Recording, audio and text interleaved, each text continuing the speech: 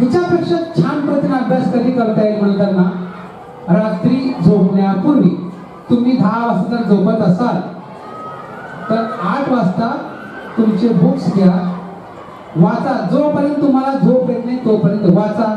झोप आलं की बुक्स बाजूला ठेवा, कोणाशी काही गप्पा न मारता झोपी जा.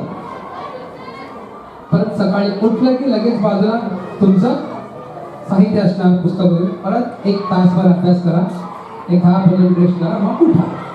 ह्या पद्धतीने जर तुम्ही अभ्यास केला तर आणखी परफेक्टली स्टोअर होईल आणि तुम्हाला ज्या वेळेस पाहिजे, ज्या प्रश्नांची उत्तर पाहिजे ते प्रश्नांची उत्तर तुम्हाला लगेच आठवते.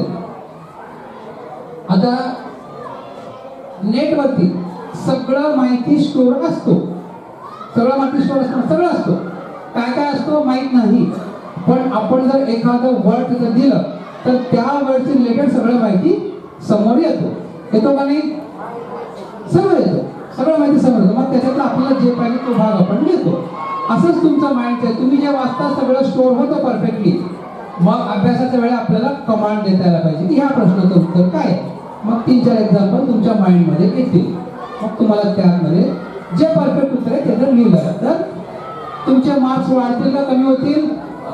वाढतील. आता ह्याच्यामध्ये तुम्हाला काही मोठी साधना करायची गरज नाही. काय करू, ध्यान धारणा करू असला काही प्रकार नाही.